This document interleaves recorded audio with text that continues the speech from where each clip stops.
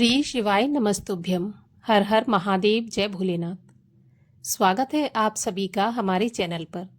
आज के इस वीडियो में हम आपको सुनाएंगे सावन मास के महात्म्य के अध्याय 25 और 26 की कथा। सावन का महीना भगवान शिव का प्रिय महीना है और अपने अंतिम पड़ाव पर है। अभी तक आपने सभी अध्याय सुने होंगे और आगे के अध्यायों को भी सुनने के लिए और सभी प्रकार की व्रत कथाएं सुनने के लिए अगर अभी तक आपने चैनल को सब्सक्राइब नहीं किया है, पहली बार चैनल पर आए हैं तो चैनल को सब्सक्राइब अवश्य कर लीजिए।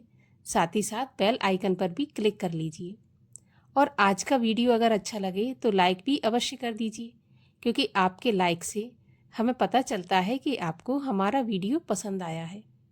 तो चलिए अब देर न करते हुए आरंभ करते हैं सावन मास के महात्म्य के अध्याय 25 और 26 की कथा। भगवान सदाशिव बोले, हे वत्स, सावन मास की अमावस्या के दिन सब संपत्ति प्रदायक एक पिठोर व्रत भी उत्तम होता है। सर्वाधिष्ठान होने से घट को पीठ कहते हैं। उसमें जो पूजन के उपयोगी वस्तु मात्र होती है उनको ओर कहते हैं। हे तात, इस व्रत का नाम पिठोर व्रत हुआ। मैं आपको अब इस व्रत की विधि बताऊंगा, सो आप ध्यान पूर्वक सुनिए। दीवार को पहले सफेद या पीले रंग से पोतना चाहिए, फिर उस पर तांबे का रंग पोतें और उस तांबे के रंग पर साधक मध्य भाग में पार्वती सहित शिवलिंग या मूर्ति अंकित करके उसके चारों तरफ संसार की सभी चीजें अंकित करें। संयुक्त रसोई घर, देव मंदिर, शयनागार, 7 खजाने, स्त्रियों के कमरे, अंतः प्रसाद, अट्टालिका, शोभावान शाल पेड़ एवं निर्मित ईंटें पत्थर चूने से सुशोभित करनी चाहिए। विचित्र दरवाजे 4 दीवारी सहित बनाने चाहिए।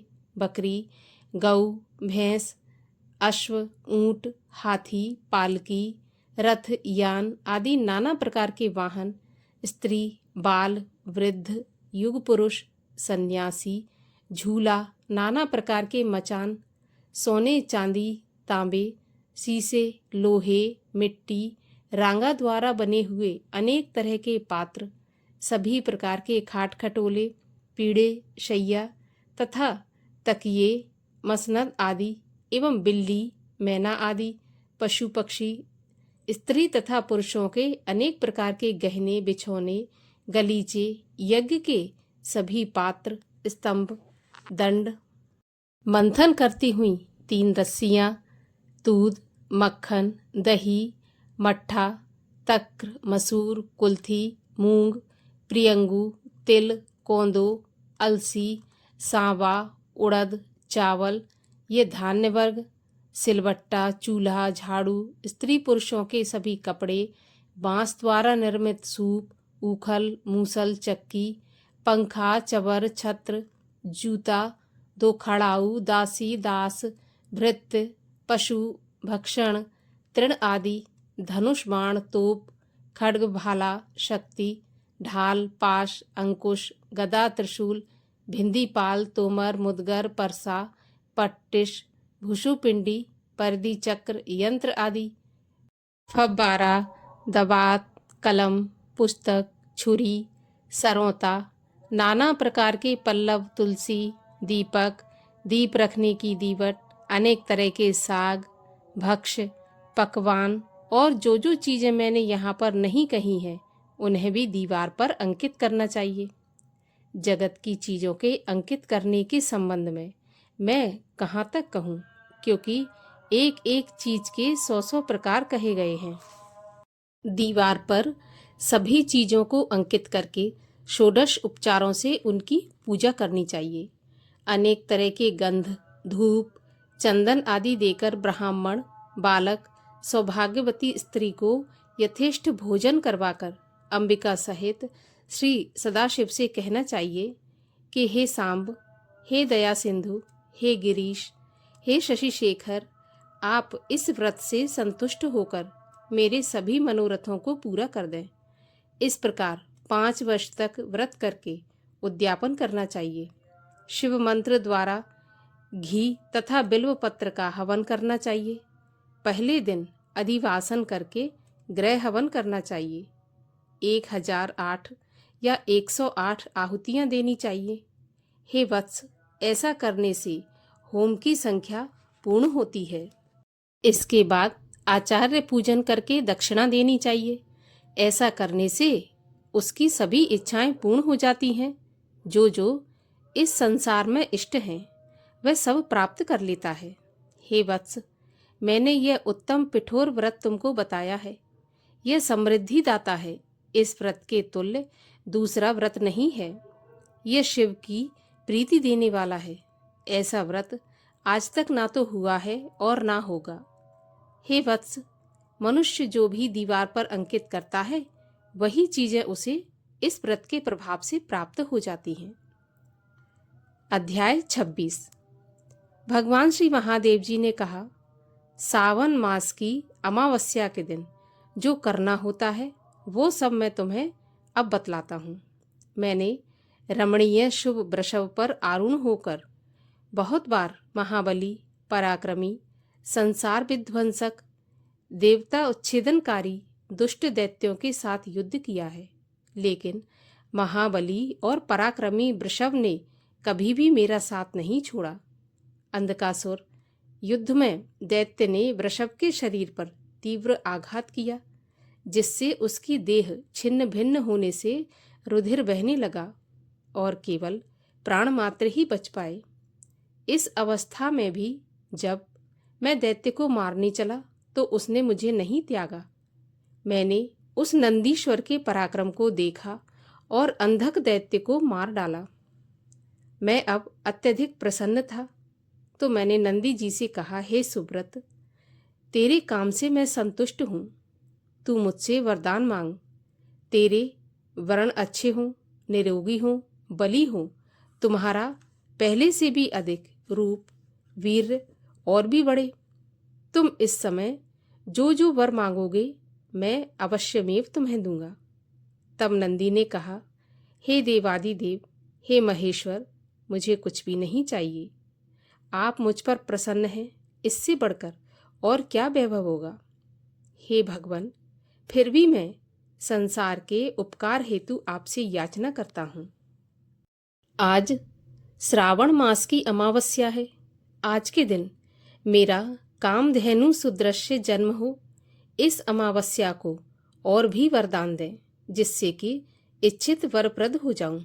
भक्ति द्वारा प्रत्यक्ष गौ तथा बैल का जो पूजन करे, गेरू आदि धातुओं से उनकी देह को विभूषित करे, सींगों पर चांदी सोने के पत्रे चढ़वाकर विभूषित करे, दोनों सींगों में रेशम के गुच्छे बांधे, चित्र विचित्र नाना रंगों के सुंदर कपड़े से पीठ को ढककर कंठ में सुमधुर शब्द करने वाले घंटी को बांधे, दिन के 8वें हिस्से में गांव के बाहर ले जाए तथा शाम को फिर गांव के अंदर ले आए।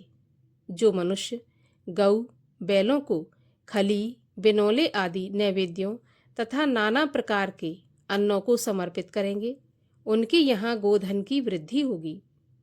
वह घर जिसमें गौ नहीं होती शमशान के तुल्य होता है।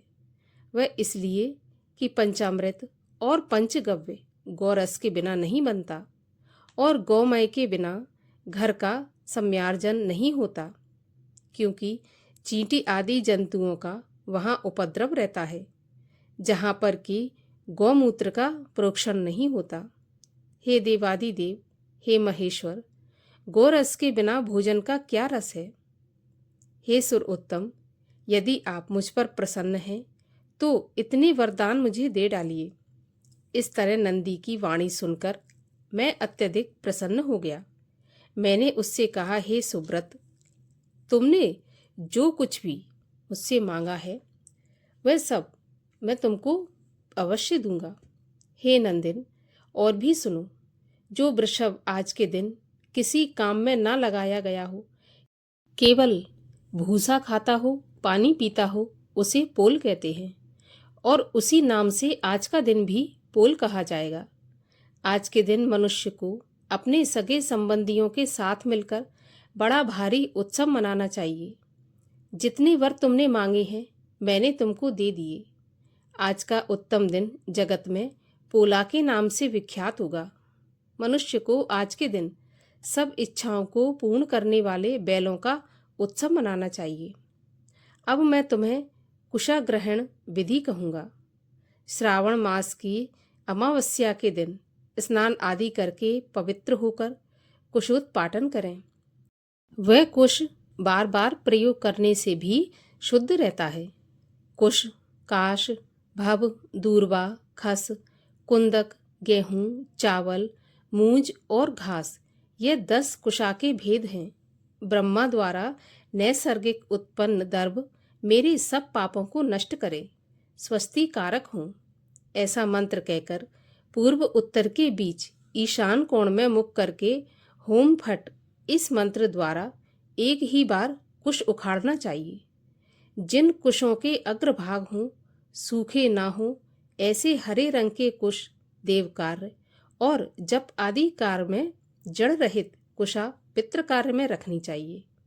देव कार्य के लिए तथा पितृ कार्य के लिए 7 पत्र के कुश उत्तम कहे गए हैं। मध्य में पत्र ना हो, ऐसे अग्रभाग सहित आदेश प्रमाण कुश पवित्रा में ग्रहण करने योग्य हैं। ब्राह्मण के लिए 4 कुश का पवित्रा, क्षत्रिय आदि के लिए क्रम से एक एक कुश कम कर देना चाहिए या सभी के लिए 2 का शोभन युक्त पवित्रा कर देना चाहिए। मैंने तुमको यह धारण योग्य पवित्रा बतलाया है। उत्पन्नार्थ के लिए वर्णों के लिए 2-2 पवित्रा होना चाहिए।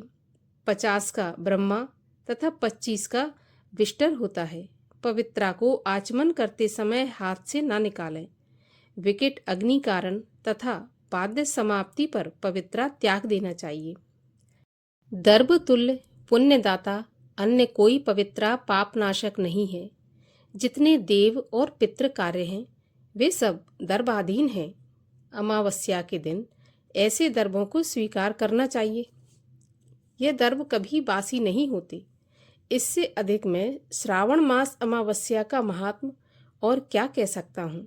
हाँ, अब मैं श्रावण मास में मनुष्य को जो अन्य कार्य करने होते हैं तुम्हें बताऊंगा। इसी के साथ अध्याय 25 और 26 का समापन होता है। कथा आपको कैसी लगी कमेंट बॉक्स में अवश्य बताइए और साथ ही साथ आगे की कथाओं को सुनने के लिए चैनल को भी सब्सक्राइब करके बेल आइकन पर क्लिक अवश्य कर लीजिए।